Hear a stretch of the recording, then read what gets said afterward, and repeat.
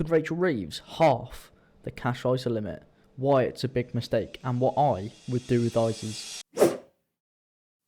Hey everyone, welcome back. Today we're tackling a hot topic. The rumours that the Chancellor, Rachel Reeves, may slash their cash ISA limit from £20,000 down to £10,000 in the next budget. Why would she consider that?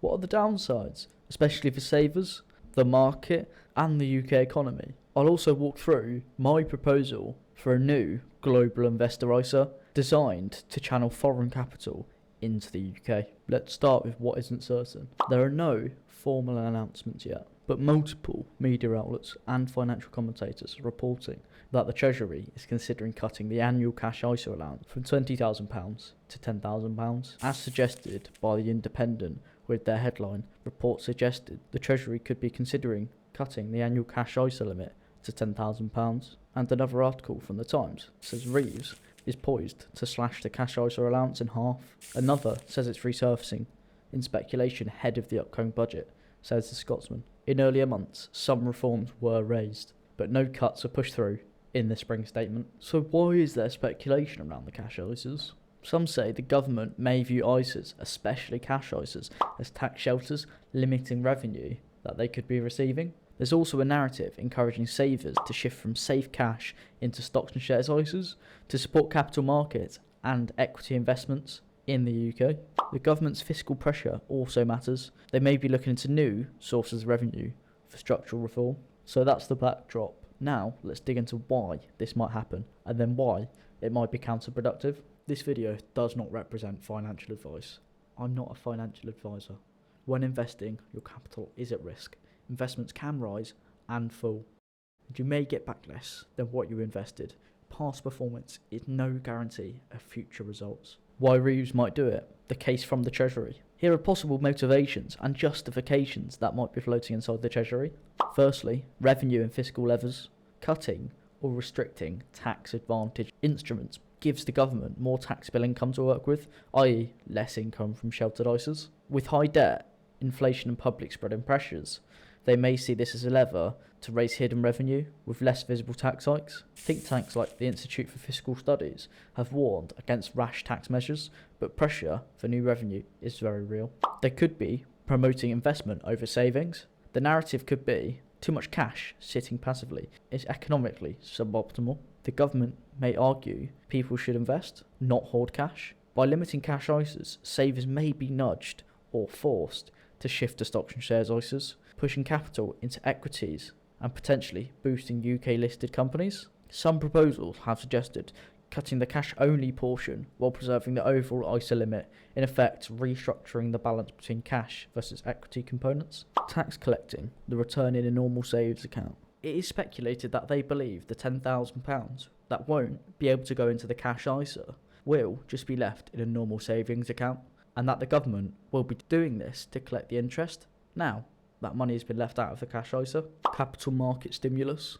The UK government may believe that increasing retail investment in equities helps deepen capital markets, increase liquidity and reinvigorate London as a financial hub.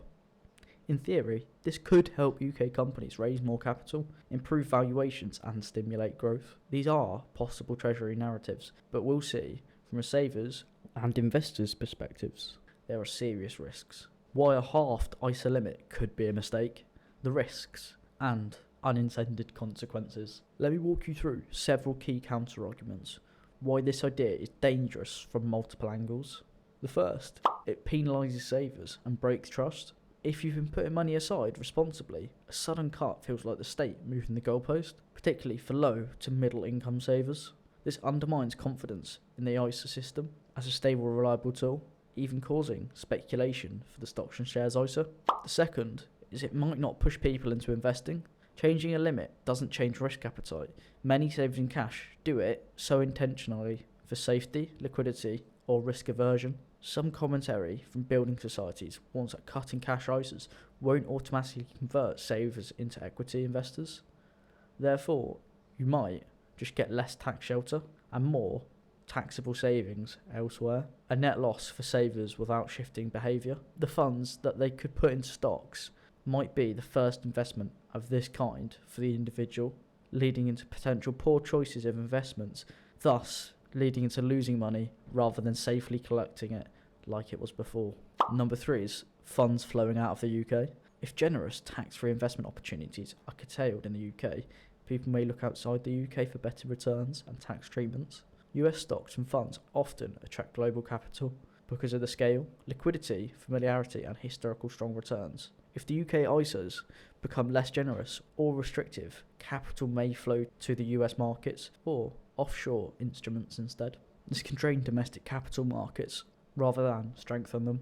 The opposite of the intended effect. Number 4, weaker funding for UK businesses and lower domestic investment. The UK needs capital for growth. Reducing incentives for domestic investments weakens one of the mechanisms by which domestic capital is mobilised. Less domestic demand for UK equities equals lower valuations, less capital raising and more dependence on foreign institutional investment. Number 5, loss of indirect tax / fiscal returns. Even though ISA returns are completely tax-free, presence of robust capital markets generates spin-off revenue, corporation tax, stamp duty, dividends taxed, outside of ISAs, etc. If capital, fleeing or domestic growth stalls, you lose those indirect benefits. Number 6, political backlash and messaging. Cutting ISA allowances can be politically painful. It can be framed as punishing or hurting older savers, and overall just being anti-saver. Media commentators like Martin Lewis have already warned that this move will upset millions and may not achieve its goal of getting people into investing. Especially if older savers have to get pushed into investing, they don't have a long period of time where they can ride out the down waves, giving them much higher risks.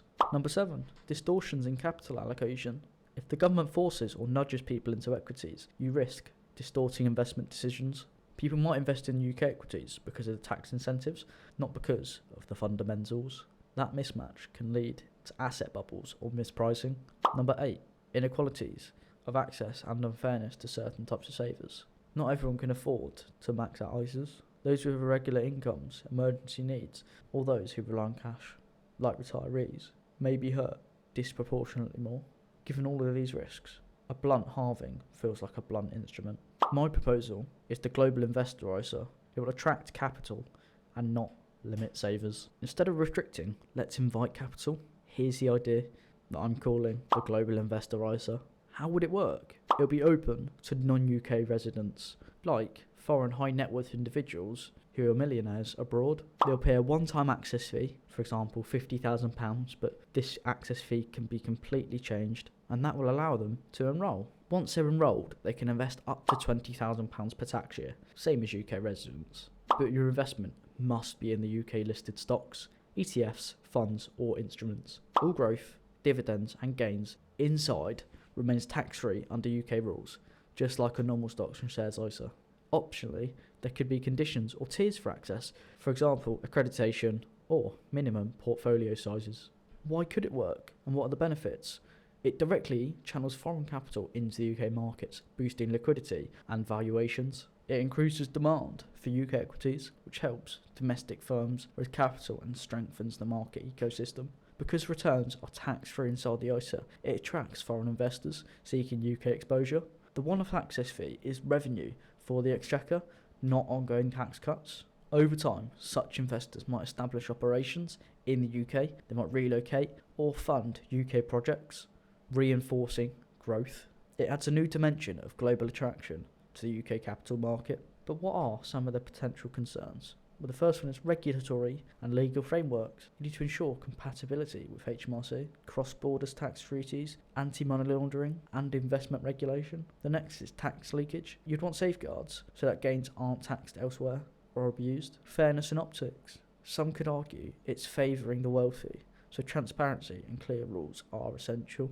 Market impact. You need to avoid speculative bubbles or undue volatility from large new capital inflows. But overall, it's a more constructive alternative than simply limiting UK savers. What could happen if Reeves proceeds? If the Chancellor does move forward with the cut, here are some of the indicators and likely outcomes to monitor.